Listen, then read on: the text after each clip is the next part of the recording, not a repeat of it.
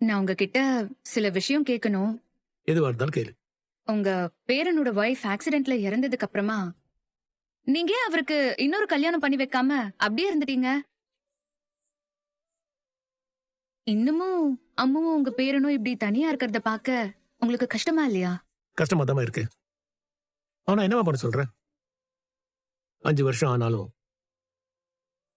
விஜய் இன்னும் அவன் கட்டிக்கிட்டவரோட நினைப்புல தானே இருக்கான்.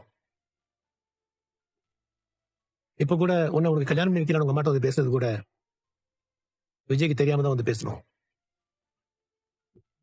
அவன் விஷயத்துல தெரிஞ்சோ தெரியாமலோ நான் நிறைய தவறான முடிவுகளை எடுத்துட்டேன்.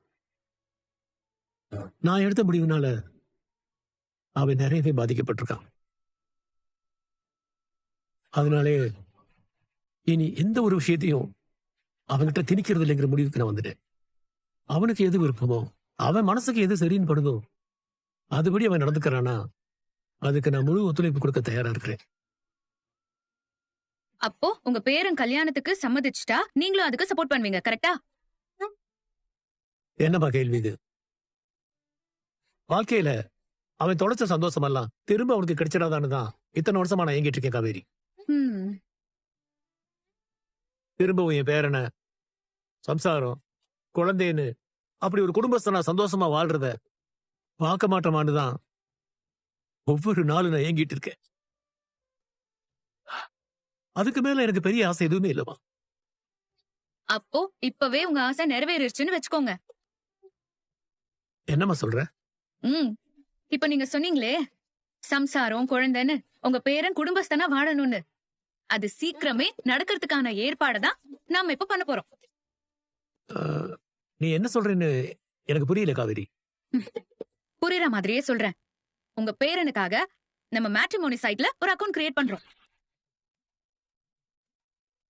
அதுல அவரை பத்தின டீடைல்ஸ் எல்லாம் கொடுத்து, அவருக்கு ஏற்கனவே கல்யாணம் ஆனதும் குழந்தை இருக்குங்கிறதும் தெரிஞ்சு யாரெல்லாம் அவரை கல்யாணம் பண்ணிக்க ஆசைப்படுறாங்க, அந்த பொண்ணுங்கள்ல உங்க பேரனுக்கு மேட்ச் ஆறவங்க யாரெல்லாம் இருக்காங்கங்கறத நம்ம ஃபில்டர் பண்ணி அதுல பொருத்தமான பொண்ணா பார்த்து உங்க பேரனுக்கு கல்யாணம் பண்ணி வைக்கிறோம். இதுதான் நம்ம பிளான்.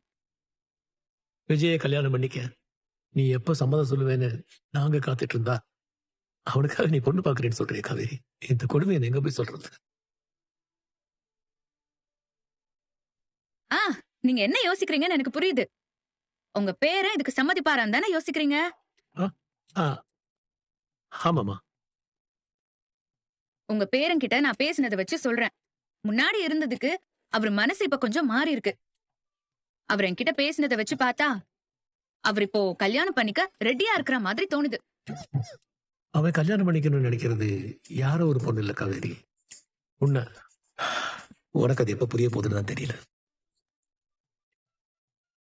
ஆனாலும் இப்போதைக்கு மேட்ரிமோனியில ரெஜிஸ்டர் பண்ற விஷயத்த உங்க பேரன் கிட்ட நீங்க சொல்ல வேண்டாம். முதல்ல அக்கவுண்ட் ஓபன் பண்ணி எத்தனை பொண்ணுங்க கிட்ட இருந்து ரெக்வெஸ்ட் வருதுன்னு பாப்போம். அந்த பொண்ணுங்க ப்ரொஃபைல் எல்லாம் பார்த்துட்டு அதுக்கப்புறம் நாம இத பத்தி அவர்கிட்ட பேசலாம். இருங்க, இப்பவே என் மொபைல்ல அவருக்கான ப்ரொஃபைல நான் கிரியேட் பண்றேன்.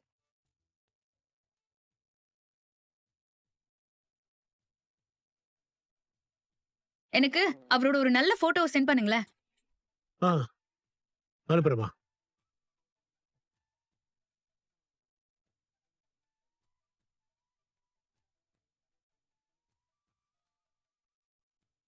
போட்டோ வந்துருச்சு. ஆம், நான் கேக்குற டீடைல்ஸ் எல்லாம் சொல்லுங்க. நான் அப்படியே ஃபில் பண்ணிடுறேன். ஆ, உங்க பேரனோட இனிஷியல்? எஸ் விஜய். அப்புறம் அவரோட ஒர்க்கிங் டீடைல்ஸ், வீட்டு அட்ரஸ் இதெல்லாம் சொல்லுங்க.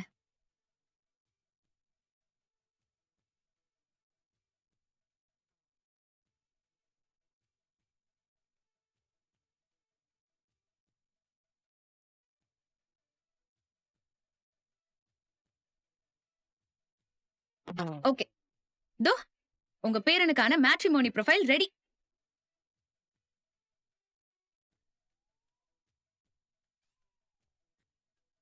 இத பாத்துட்டு உங்க பேரனை கட்டிக்க எத்தனை பொண்ணுங்க லைன்ல வந்து நிக்கறாங்கன்னு பாருங்க.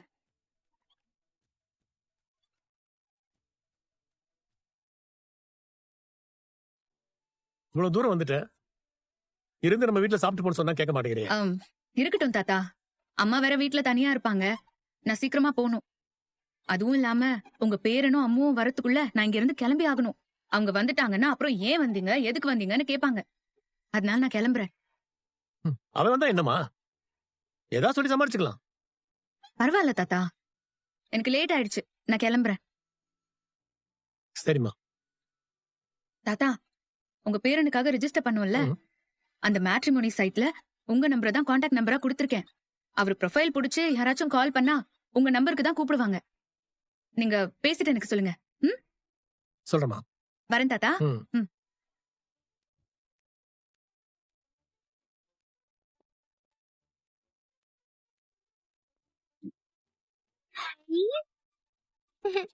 காவேரி மிஸ்,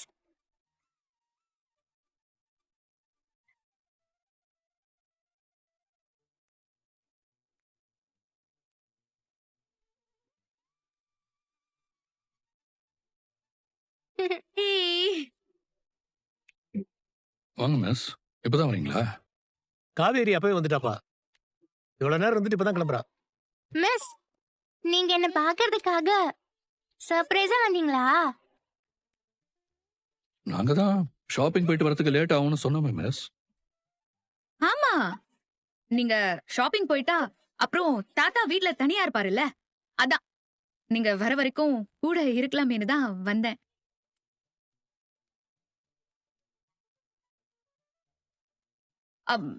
அம்மு, ஷாப்பிங் எல்லாம் முடிஞ்சதா? முடிஞ்சது மிஸ். Good girl. இன்னைக்கு கொடுத்த ஹோம் ஒர்க்ஸ் எல்லாம் முடிச்சிட்டு நீ சீக்கிரமா தூங்கிடணும், சரியா? Okay miss. சரி, அப்போ நான் வரேன். மிஸ், இன்னைக்கு நீங்க எங்க வீட்டுக்கு சர்ப்ரைஸா வந்த மாதிரி நானும் உங்களுக்கு ஒரு சர்ப்ரைஸ் வச்சிருக்கேன். அப்பா அதை கொடுங்க. இந்தாங்க மிஸ். என்னது இது? வாங்கி பாருங்க.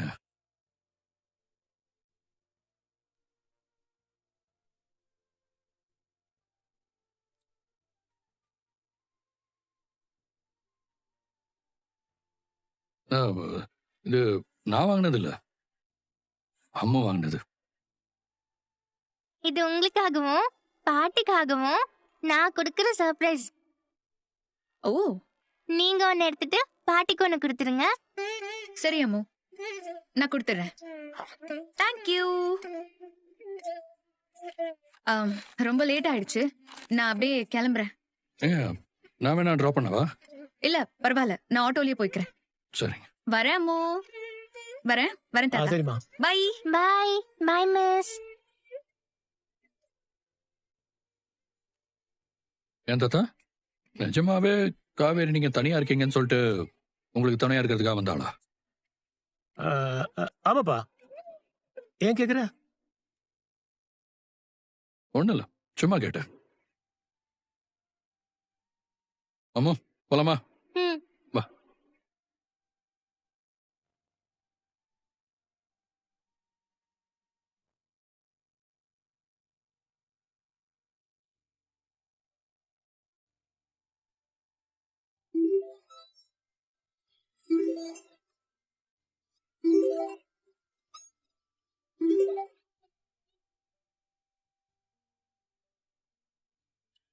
இப்பதான் உனக்கு போன் பண்றேன், அதுக்குள்ள நீயே வந்துட்ட. ஏன் கடையில எதுவும் பொருள் வாங்கிட்டு வரதுக்காக போன் பண்ணியா? அதெல்லாம் இல்ல காவேரி, நீ வீட்டுக்கு வரியா இல்லையான்னு கேக்குறதுக்கு தான் போன் பண்ணேன். வீட்டுக்கு வராம நான் எங்க போறேன்? இல்லடி, விஜய் தம்பி வீட்டுக்கு போன நீ ஒருவேளை இன்னைக்கு ராத்திரி அங்கேயே நீ தங்கிடுவியோன்னு நினைச்சேன். அத கேக்கதாண்டி நான் கூப்பிட்டேன். அது ஏதோ குழந்தைய கடத்தின அன்னைக்கு நான் அவ ரொம்ப பயந்து போயிருந்தான்னு அன்னைக்கு ஒரு நாள் தங்குனேன். அதுக்காக அங்க போறப்பெல்லாம் அங்கேயே தங்கிருவேனா? அதுக்கு எதுக்கடி கோவப்படுற? அம்மாவுக்கு தோணுனத கேட்டேன். சரி, இந்தா. என்னடி இது? பாரு.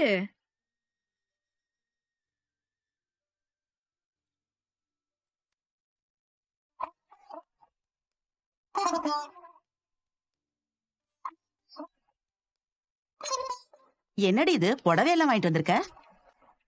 இப்ப எதுவும் விசேஷ நாள் கூட இல்லையே. ஒருவேளை ஸ்கூல்ல ஏதாவது ஃபங்க்ஷனா? அதுக்கு உடுத்திட்டு போறதுக்கு தான் வாங்கிருக்கியா? இந்த புடவை எனக்கு மட்டும் இல்ல, இதுல இன்னொன்னு உனக்கும் இருக்கு. எனக்கா? ம் இதுக்கே ஆச்சரியப்பட்டா எப்படி? இத யார் வாங்கி கொடுத்தாங்கன்னு தெரிஞ்சா இன்னும் ஷாக் ஆயிடுவ. எனக்கு யாரடி வாங்கி கொடுக்க போறா? நீதான் வாங்கிட்டு வந்திருப்ப. அதுதான் இல்ல, இது அம்மு வாங்கி கொடுத்தது. ஆ? அம்முவா? ம்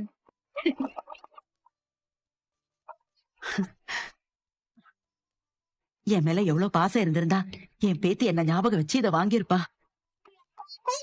உனக்கு எது பிடிச்சிருக்கோ நீ அதை எடுத்துக்கோமா, இன்னொன்னு நான் எடுத்துக்கிறேன். திடீர்னு நமக்கு இப்படி புடவை எடுத்து கொடுத்திருக்காங்களே, அவங்க வீட்ல ஏதாவது விசேஷமாடி?